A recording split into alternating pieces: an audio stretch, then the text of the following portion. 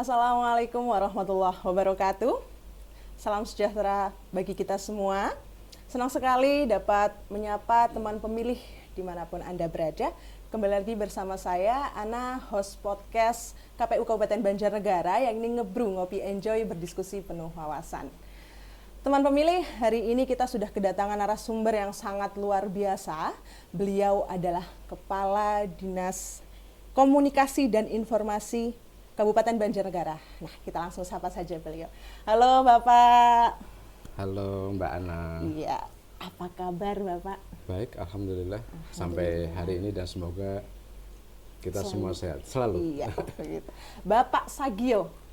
Bapak Sagio, beliau adalah Kepala Dinas Komunikasi dan Informasi Kabupaten Banjarnegara. Terima kasih Bapak sudah hadir di podcast Ngebrew KPU Kabupaten Banjarnegara di tengah kesibukan Pak Sagio nih. Ya nggak sibuk-sibuk amat lah. Tapi selaku Kepala Dinas Komunikasi dan Informasi di Kabupaten Banjarnegara ini sekarang akhir-akhir ini kesibukannya apa Pak? Yang benar sebenarnya komunikasi dan informatika. Oke, komunikasi dan informatika ya. Oke, tadi. Oke. Kesibukan hari ini ya tentu kita terus melakukan diseminasi informasi, tetapi nggak hanya langsung menerbitkan. Kita melakukan proses identifikasi persoalan-persoalan, target-target dan visi kepala daerah, aktivitas di masyarakat, keteladanan tokoh-tokoh penting dan peristiwa yang ada di Banjarnegara untuk bisa kita angkat, kita unggah menjadi sesuatu yang informatif, sesuatu yang bisa menjadi teladan gitu. Ini kayaknya lebih enak, boleh nggak Pak kalau misal saya menyebutnya Dinkominfo aja kali ya, biar lebih Kominfo singkat. apa? Oh, Kominfo, oke. Jadi biar tidak terlalu panjang ya Pak ya, mungkin lebih enak gitu ya. Dinkominfo atau Kominfo. Kominfo, oke, baik. Oke Pak, luar biasa tadi kita bisa dengar teman pemilih di tengah kesibukan Pak Sagio yang sangat luar biasa ini masih bisa menyempatkan untuk datang di kantor KPU Kabupaten Banjarnegara di podcast Ngebrew, hadir bersama kita untuk pastinya sharing knowledge ya Pak ya. Jadi begini Pak Sagio, terkait dengan podcast kita kali ini di episode 7 ini kita akan mengambil tema tentang peran kehumasan dalam mengoptimalkan layanan informasi publik. Nah, maka dari itu kami mengundang narasumber yang sangat kompeten dari Kominfo Banjarnegara. Terima kasih. Ya, Bapak, sebelum kita ngobrol lebih jauh terkait tema kita hari ini, boleh silahkan dinikmati Pak kopi khas Ngebrew dari KPU. Produksi sendiri nih? Iya. Roasting sendiri? Iya betul Pak, roasting sendiri. Kebun sendiri di belakang? Iya. Monggo silahkan Pak.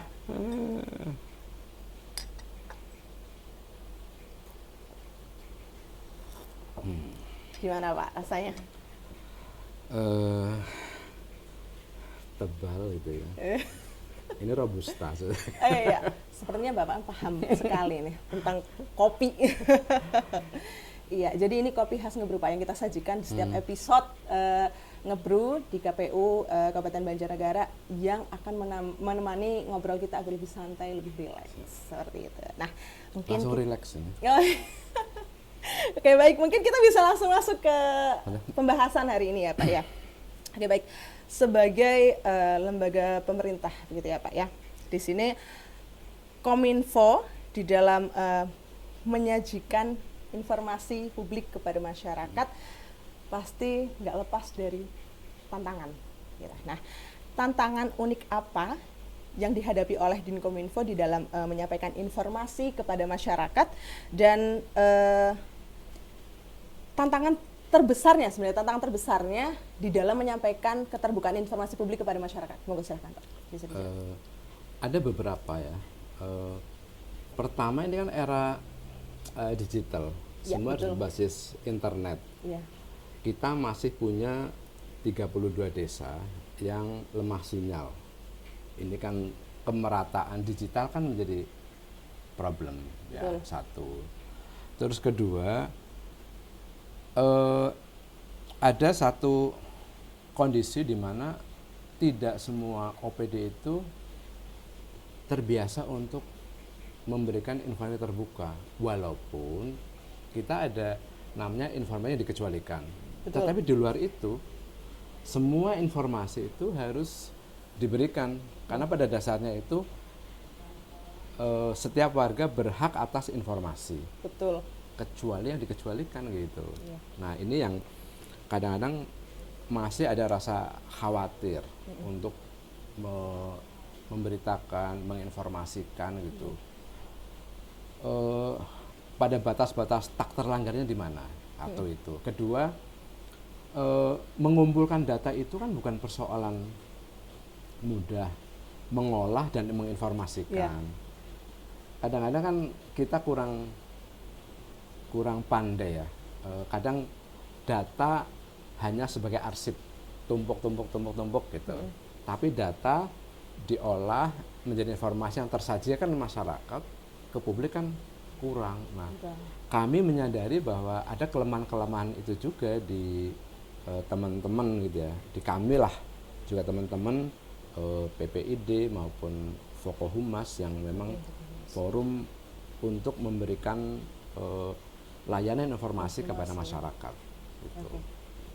Baik, jadi tantangan terbesar bagi Dinkominfo itu tadi ya Pak ya. Di Jadi SDM kami. Iya. Betul. Jadi kalau tadi misal Pak Sagio menyebutkan tentang PPID, seperti kita tahu ya Pak ya, kalau lembaga pemerintahan itu pasti lekat dengan namanya PPID. Iya. Karena wadah kita untuk memberikan informasi publik adalah lewat PPID tersebut. Nah, namun nih Pak, mungkin kan PPID tidak bisa atau mungkin belum bisa dijangkau oleh masyarakat secara umum. Mungkin hanya mereka yang memang membutuhkan informasi-informasi tertentu begitu. Nah, kemudian dari Kominfo sendiri ada atau tidak inovasi lain selain PPID yang mampu memudahkan masyarakat untuk dapat menjangkau informasi publik tersebut? Kita banyak memanfaatkan teknologi, karena orang dan kecenderungan sekarang itu interaksi secara langsung berkurang, kecuali pada komunitas-komunitas hobi atau yang sejenisnya, sehingga kita lebih banyak menginformasikan melalui kanal-kanal sosial media. Kita memiliki beragam kanal untuk menginformasikan itu. Mulai dari Instagram, Facebook, kemudian X, TikTok gitu ya. Sampai kemudian juga kita bersinergi. Kita nggak bisa, pemerintah hanya menerbitkan ini loh media pemerintah, informasinya ini, tetapi juga kita bersinergi dengan media mainstream. Kita sering konferensi pers, berbagi informasi, terus kemudian juga ini ada namanya sekarang influencer. Influencer juga konten creator gitu ya. Iya, kita dekati, kemudian tidak ingin mendikte, tapi bagaimana agar pesan-pesan yang saya dibilang depan tadi, bagaimana ketokohan, peristiwa, nilai-nilai apapun yang ada di Banjarnegara itu yang muncul adalah yang bisa mendorong Banjarnegara itu baik, Banjarnegara maju, Banjarnegara sejahtera, sentimennya itu positif, gitu. Iya, jadi sebenarnya selain PPID, Kominfo sudah menerapkan kanal atau media sosial yang digunakan untuk dapat menyampaikan informasi publik kepada masyarakat seperti itu ya Pak. Nah, berbicara mengenai media sosial nih Pak, manakah media sosial yang paling efektif menurut Kominfo untuk dapat menyampaikan informasi publik tersebut, dan apa strateginya untuk bisa menyampaikan kepada masyarakat dari masing-masing platform media sosial tersebut? Apakah strateginya untuk semua media sosial itu sama ataukah dibedakan seperti itu? Sebenarnya tidak ada satu media yang menguasai seluruhnya. Oke. Jadi dalam konsep komunikasi ada namanya segmentasi pasar. Oke. Pasar atau kita bilang audiens itu yang terbaik ke dalam kelompok-kelompok sosial tertentu. Ada pendidikan, kemudian ekonomi, pendapatan gitu ya, tingkat pendidikan, kemudian lokasi tinggal di desa atau perkotaan, akses terhadap teknologi dan sebagainya. Bahkan usia atau gen ya, generasi itu juga berbeda-beda. Segmennya sudah tersendiri ya Pak. Jadi sehingga kita membagi ada baby boomer, milenial, Gen Z itu kan juga penguasaan terhadap media sosialnya juga ada segmennya. Itu juga bagian yang harus dipertimbangkan sehingga apa? Informasi yang kita berikan itu akan efektif ketika menggunakan media tertentu. Karena segmen pasar misalnya gini, informasi pertanian. Orang banyak tinggal di perdesaan. Generasinya yang Gen Z kan sedikit lah, banyak kan ya kayak sini Gen X gitu. Iya, Gen X. Tua-tua ini ya, sepuh. Kalau biasa kita kadang nyebutnya baby boomer, mohon maaf nih Pak. Mereka masih suka menggunakan radio.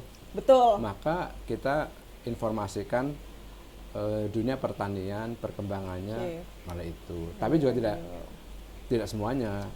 Kita menginformasikan tentang pasar-pasar pertanian menggunakan teknologi yang bisa diakses menggunakan HP gitu, menggunakan internet. Jadi ketika segmen pasarnya berbeda, maka medianya berbeda. Sehingga kita mengaktifkan misalnya untuk informasi yang panjang, visual, kayak tutorial sesuatu. Maka kita menggunakan YouTube misalnya. Tapi untuk informasi yang mungkin ringan, pendek, kemudian cair gitu, itu menggunakan TikTok gitu ya. Kan tidak terlalu banyak tulisan lah, tapi orang melihat itu. Sudah cukup informatif dari video yang ditayangkan seperti itu Pak. Di Instagram untuk kelas-kelas yang mungkin lebih agak tinggi lagi, suka membaca, agak dalam kayak gitu. Facebook untuk masyarakat yang lebih awam gitu, yang situasinya itu mobile gitu ya. Jadi tidak ada yang sangat efektif di satu media untuk semua, itu nggak ada.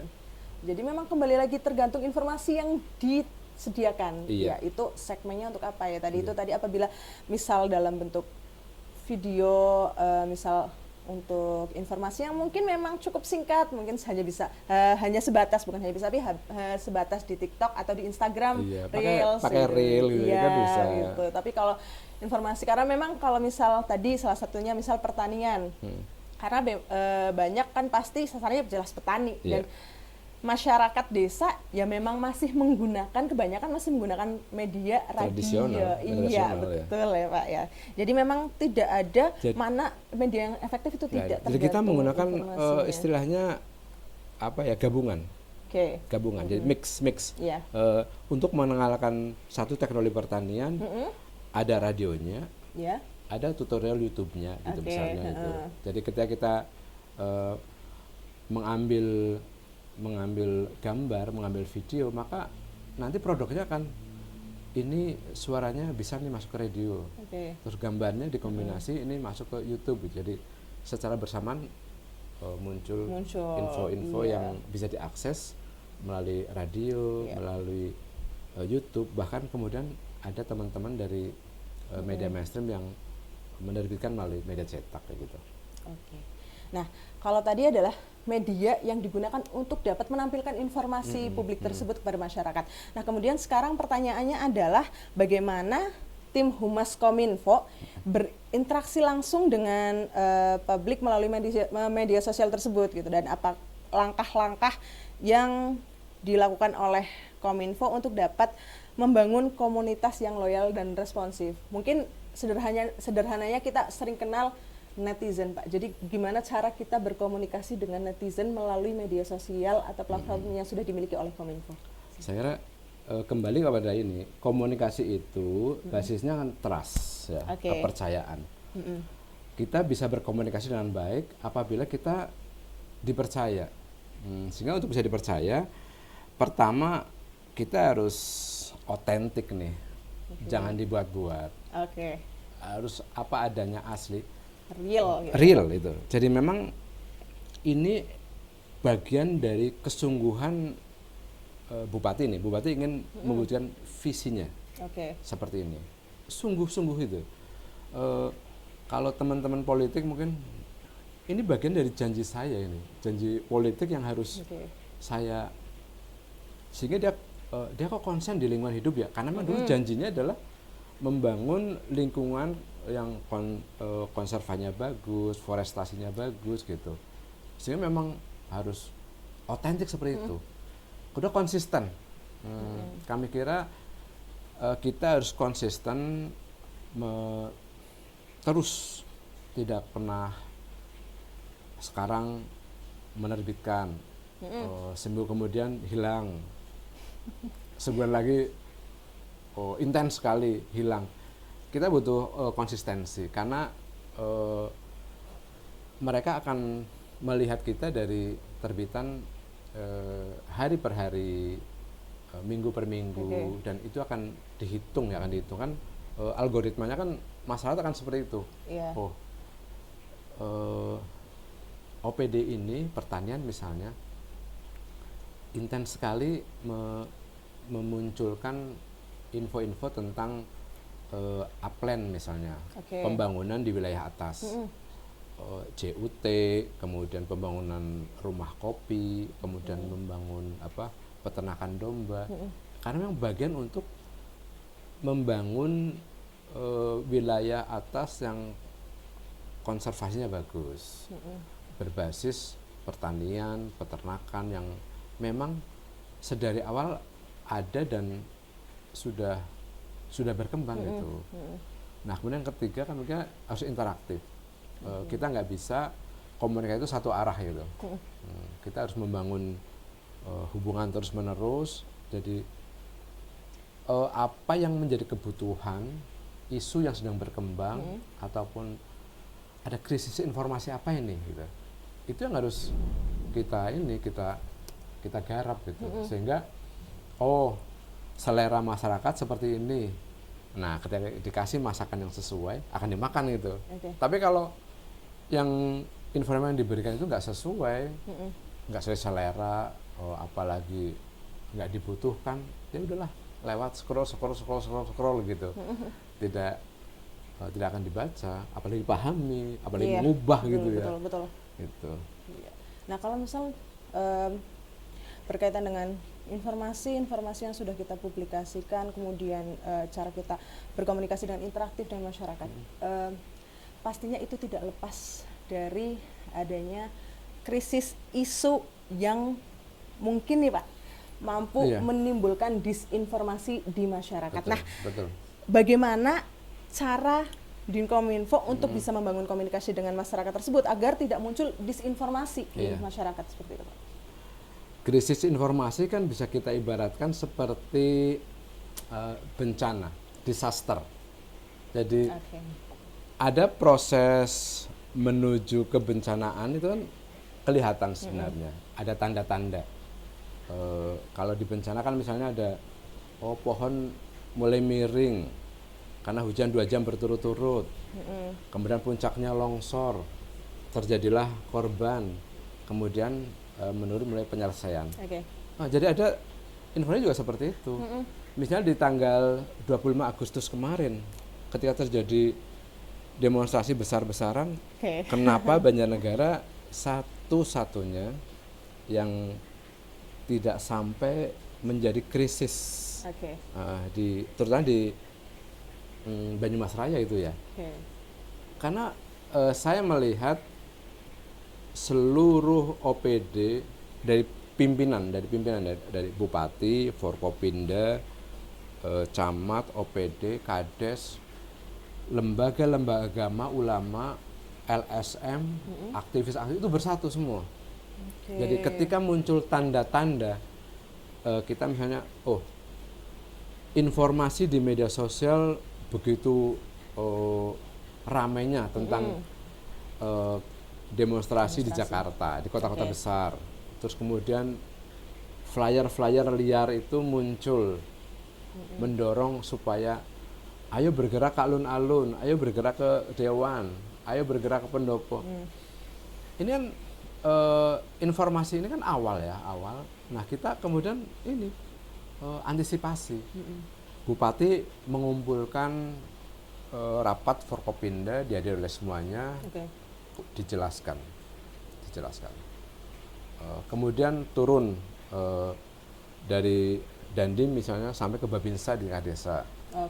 Polri sampai ke Babin Kamtipmas.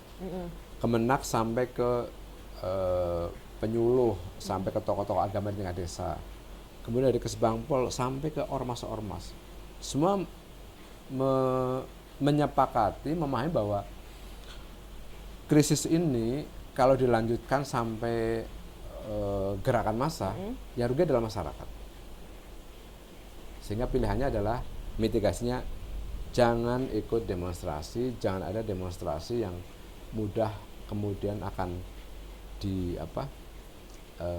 diolah menjadi gerakan massa yang anarkis. Kemudian juga tidak ada gorengan-gorengan isu yang ada di Banjar seperti di kota besar, sehingga masyarakat juga kondusif gitu. Nah, ketika itu terjadi beberapa hari kemudian, yang muncul kan ya demonstrasi ada, tapi kami kira sangat bermartabat. Teman-teman Badan Eksekutif Mahasiswa dari beberapa kampus datang ke DPR, ditemui, bicara baik-baik. Kami punya tuntutan ini, DPR mendengar seperti seorang orang tua. Masyarakat kemudian melihat melalui media, suaranya sudah disuarakan, sudah katarsis lah gitu ya. Kemudian dari lembaga pemerintah menerima dengan baik. Kemudian ulama-ulama juga fatwa-fatwanya adem gitu. Kami kira yang tadi kemudian kan landai, menurun kayak gitu. Jadi proses akan terjadi, kemudian krisis sampai kemudian ke recovery-nya itu baik kan kira. Jadi Kominfo di sini hadir dengan memberikan informasi bahwa yang dicontohkan tadi, misalnya salah satunya adalah demonstrasi yang terjadi di beberapa kota-kota besar, yang kemudian untuk di Banjarnegara sendiri masih dalam lingkup yang bermartabat gitu ya Pak, karena memang dan itu tidak terjadi tanpa ada ikhtiar. Ya, jadi waktu itu sebenarnya saya pernah melihat postingan Pak milik pemerintah Kabupaten Banjarnegara yang menurut saya itu luar biasa, karena di situ postingannya ada gambar yang kemudian Banjarnegara itu damai gitu. Jadi di situ kan ada interaksi komenan dari netizen yang ternyata juga mereka mendukung secara positif gitu Pak. Jadi di sini Kominfo hadir dengan memberikan informasi publik bahwa Banjarnegara ini tenang gitu ya Pak, maksudnya tidak mengikuti kegiatan demonstrasi yang anarki gitu ya. Jadi jadi dengan adanya lembaga pemerintah yang dalam hal ini mungkin Bapak Ibu di anggota Dewan juga responsif terhadap teman-teman yang tadi disebutkan demonstran mungkin dari teman-teman mahasiswa BEM gitu ya Pak. Jadi di tengah isu yang krisis seperti itu, Kominfo hadir tetap memberikan informasi bahwa Banjarnegara ini tetap dalam keadaan yang tenang ya Pak ya. Nah, sekarang ini Pak, kalau tadi kita sudah membahas tentang sampai dengan isu krisis, meminimalisir disinformasi, adanya isu-isu yang bisa menimbulkan disinformasi maksudnya di masyarakat. Nah, tadi juga di awal Bapak juga menyampaikan bahwa berkolaborasi dengan influencer atau content creator gitu ya. Apalagi di Banjarnegara sekarang Pak. Menurut saya sedang maraknya influencer atau content creator yang kreatif nih Pak. Nah, apakah dari Kominfo juga menerapkan strategi untuk berkolaborasi dengan influencer, dan bagaimana cara memilih mitra untuk berkolaborasi? Karena kan pasti kita harus memilih mitra yang tepat nih Pak. Nah ini bagaimana cara Kominfo untuk bisa berkolaborasi dengan mitra, misal influencer atau konten kreator? Iya, faktanya memang dulu itu dunia informasi kita itu dibentuk oleh media mainstream ya, televisi, radio, koran, majalah gitu. Itu media mainstream. Tapi sekarang ada namanya media sosial. Yang ini juga menyumbang informasi yang begitu cepat, betul, masif Pak. Gitu ya. Masif. Walaupun keduanya sesungguhnya agak berbeda. Artinya ketika media mainstream ini kan dia sangat ketat. Reportasenya, nanti ada redakturnya, ada penanggung jawabnya. Sebelum muncul harus sudah betul-betul ketat. Tapi di sisi lain media sosial hari itu ada peristiwa dalam hitungan menit, dalam hitungan jam itu sudah muncul. Iya, viral itu. Tetapi memang ada bedanya, verifikasinya memang lebih sederhana, jenjang untuk sampai ke penerbitan juga sederhana itu. Tetapi kedua-duanya menjadi tidak bisa diabaikan. Maka kita tetap menjalin hubungan dengan teman-teman yang ada di media. Ada PWI, ada AJI, kemudian juga ada beberapa media seperti IPJT, FBB gitu ya. Ini adalah media-media yang selama ini memang membantu pemerintah daerah, kami terutama meng-up informasi-informasi peristiwa-peristiwa. Nah, di luar ini 1, 2 juga ada admin influencer itu. Kita punya misalnya ICB Banjarnegara Zone, kemudian Banjarnegara Terkini, Instam Banjar, Batur, Banjar itu. Dia juga punya follower yang puluhan ribu. Iya, betul. Sehingga ketika mereka mengcapture satu berita yang ada di media sosial maupun di media mainstream, ini juga akan dibaca oleh masyarakat luas juga gitu. Kita merangkul semuanya. Mari Kominfo menjadi rumah besar yang bisa ditempati, disinggahi oleh teman-teman yang membutuhkan informasi dan akan mengolah itu menjadi informasi publik gitu.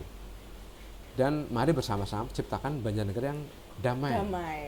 Banjarnegara yang adem ayem, tapi dinamis gitu. Artinya tetap ada pertumbuhan ekonomi, ada pembangunan, ada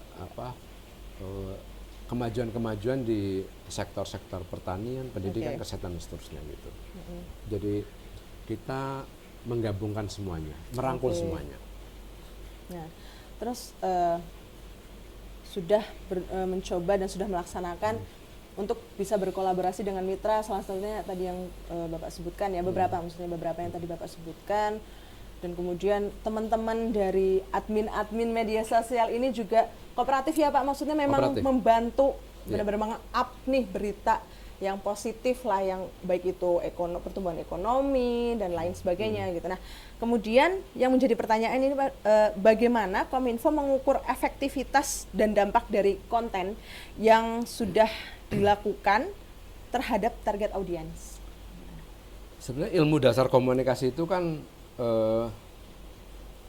kita menyampaikan sesuatu, orang lain bisa menerima, paham, dan bergerak kepada tujuan yang ingin dicapai.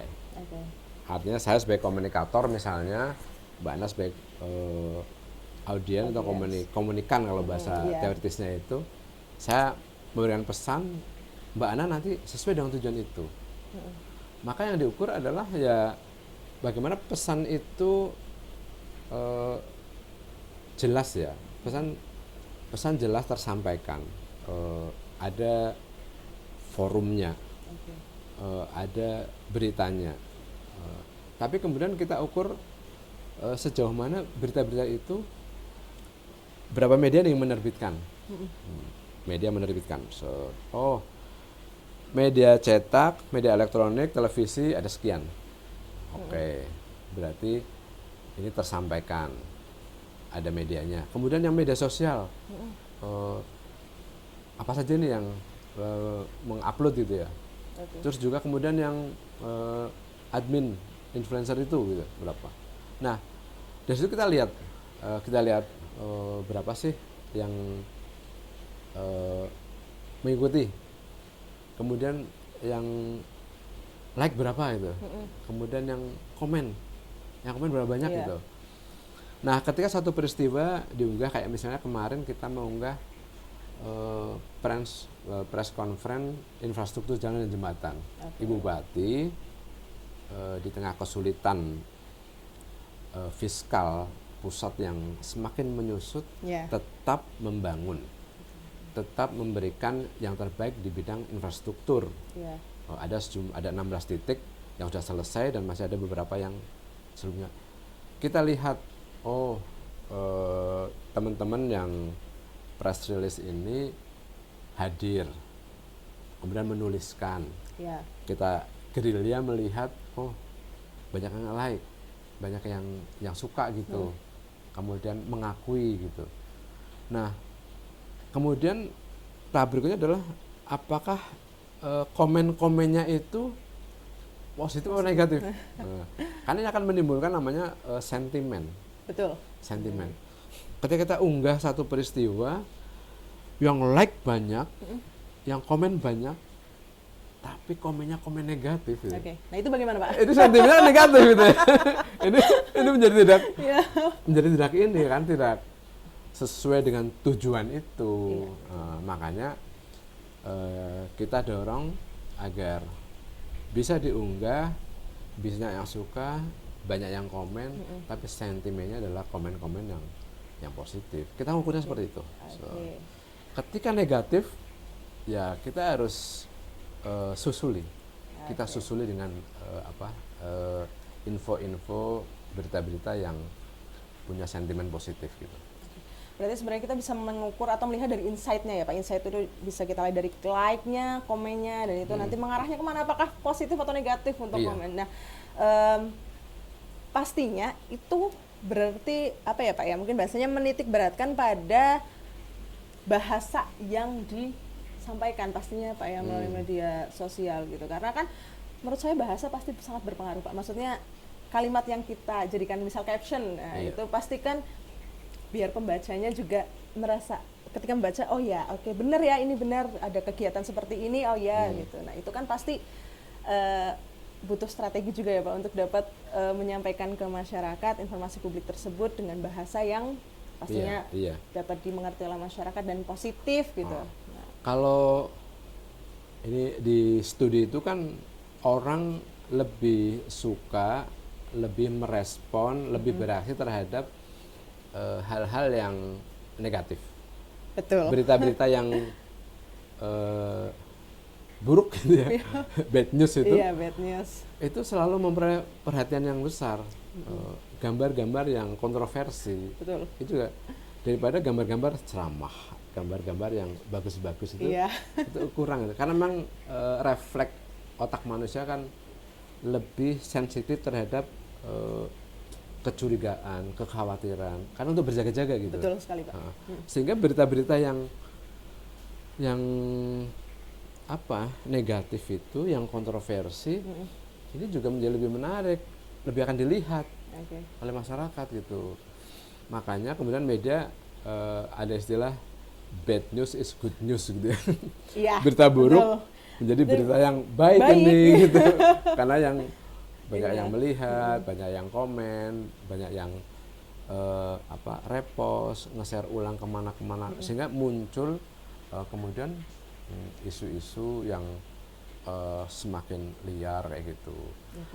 Makanya kita selalu tampilkan pertama adalah datanya. Ada angka-angka. Dulu kalau di tampilan kita selama ini kita pakai kalau dilihat itu before after jalan misalnya dulu gerujal-gerujal seperti ini, ada komen masyarakat, tapi kemudian setelah dibangun muncul. Jadi ya memang ada before yang seperti itu, tapi kita tutup dengan after yang seperti ini.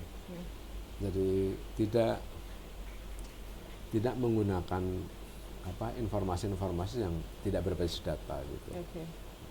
Baik, jadi kita tetap berpacu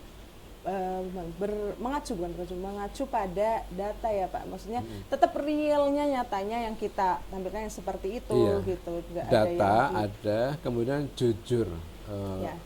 Kayak kita harus mengatakan bahwa iya memang ini belum bisa dibangun. Kenapa? Karena anggarannya terbatas. Kalau Ibu Bupati selalu bilang kalau dalam satu rumah tangga ada kebutuhan pokok, primer, sekunder, tersier. Ketika pendapatan terbatas, apa nih yang harus dicukupi? Pertama-tama dia harus kebutuhan pokok. Prioritas. Masa beras sudah habis, kemudian SPP sudah ditagih, malah piknik gitu. Tersiernya malah lebih dulu nih dibandingkan primer gitu. Kita edukasi seperti itu juga, mencoba mengedukasi bahwa di tengah keterbatasan tetap kita bisa berubah, bisa membangun, membuat kemajuan. Tapi juga mohon dimaklumi ada prioritas yang harus dilakukan. Tetapi semua akan dapat sesuai dengan kebutuhannya gitu. Jadi memberi pemahaman kepada masyarakat bahwa ada hal-hal yang menjadi prioritas terlebih dahulu gitu. Betul, ya Pak. Betul. Nah, oke, jadi ini sekaligus menjadi pertanyaan terakhir nih Pak. Kominfo sebagai wajah dari Pemkab Banjarnegara gitu ya Pak ya. Ini sebenarnya apa harapan Pak Sagio di dalam perkembangan kehumasan bagi penyedia informasi publik ke depannya gitu Pak, dan apakah ada rencana atau inovasi baru yang mungkin akan diluncurkan oleh Kominfo untuk Banjarnegara ke depan? Ya, harapan kami tentu saja seluruh kegiatan kehumasan di Kominfo sendiri atau di OPD apapun itu harus dilalui dengan integritas gitu ya. Integritas. Kita harus menyampaikan fakta-fakta apa adanya.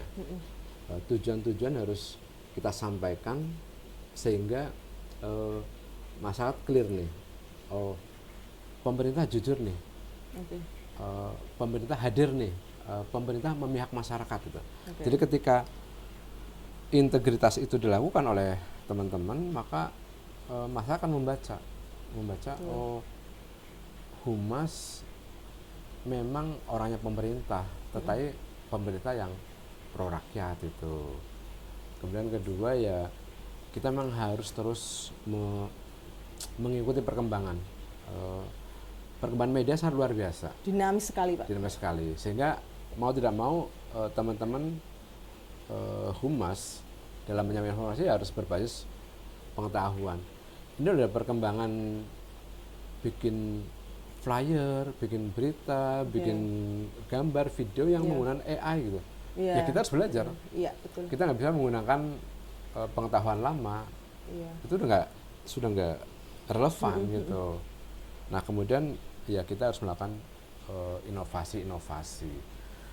Bagaimanapun kita tidak bisa lagi hidup dengan cara-cara lama. Sehingga seperti edukasi kepada masyarakat tentang program-program termasuk program politik misalnya, pemilu kayak gitu ya, kalau di KPU itu tidak lagi bisa ayo kita datang ke sekolah kumpul pidato menyampaikan dari 10 item yang disampaikan yang terdengar mungkin 8, yang dipahami 5, yang kemudian jadi sesuai tujuan 2 gitu. 2/10 gitu ya. Hanya 20%. Betul. Itu kan pola lama ya.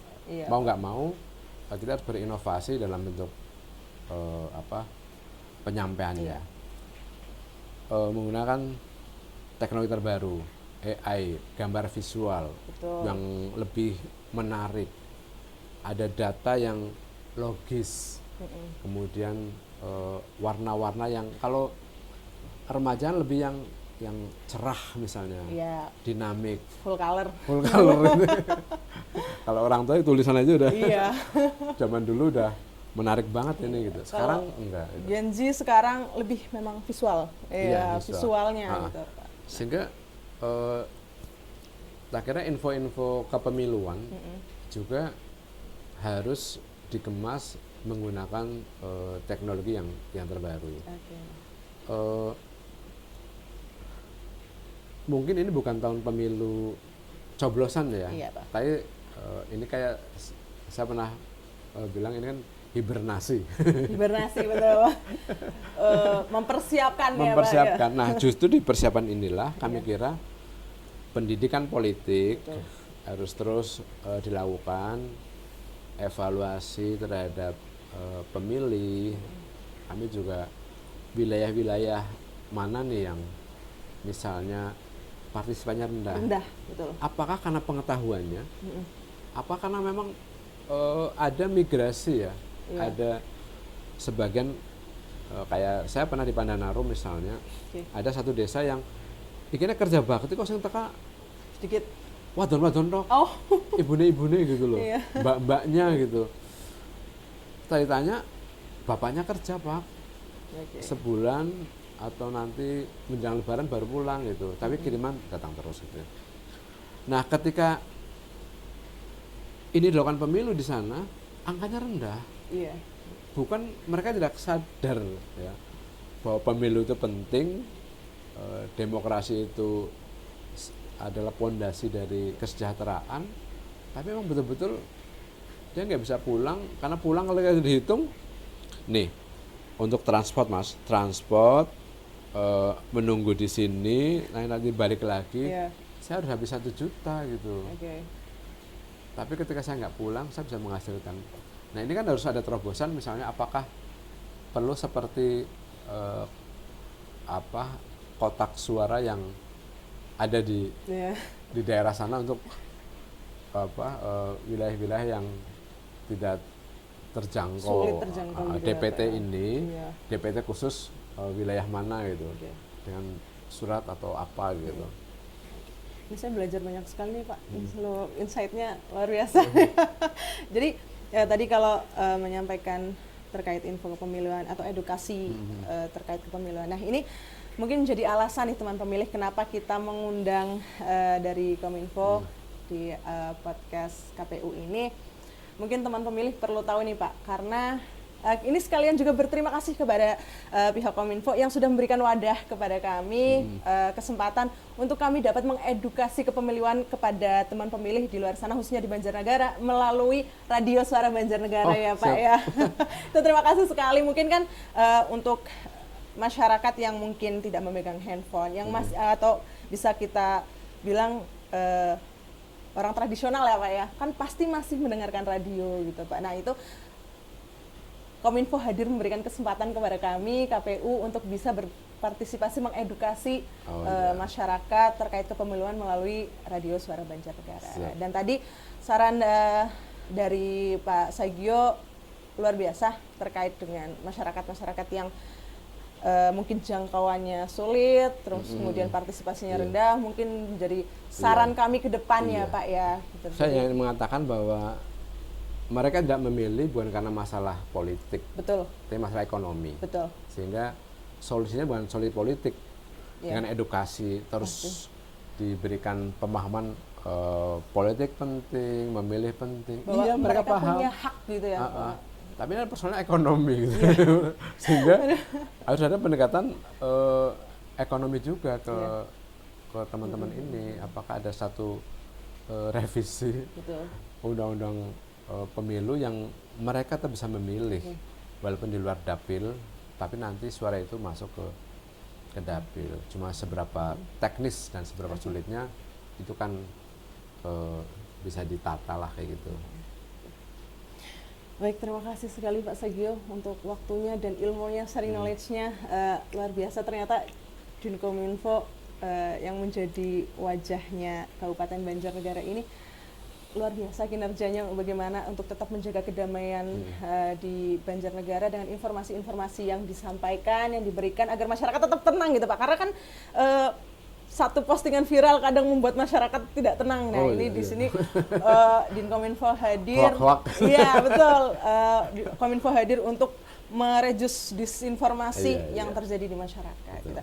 Sekali lagi terima kasih Pak Sagio untuk waktunya. Sama-sama. Di tengah kesibukannya menyempatkan hadir di podcast Ngebru Kabupaten Banjarnegara. Semoga kita bisa bertemu lagi di next episode yang lebih menarik ya Pak. Siap. Ya, terima kasih Mbak Ana. Sama-sama Pak Sagio. Ya. Oke, baik teman pemilih, itu tadi obrolan kita terkait peran kehumasan dalam mengoptimalkan layanan informasi publik. Sangat luar biasa narasumber kita hari ini. Terima kasih untuk teman pemilih dan jangan lupa untuk terus mengikuti update info terbaru dari media sosial KPU Kabupaten Banjarnegara dan jangan lupa untuk like, subscribe dan komen video-video di kanal YouTube KPU Kabupaten Banjarnegara di episode ngebru yang lainnya. Oke, teman pemilih, itu saja episode podcast kita di podcast kali ini. Saya Ana selaku host podcast di episode ngebru kali ini.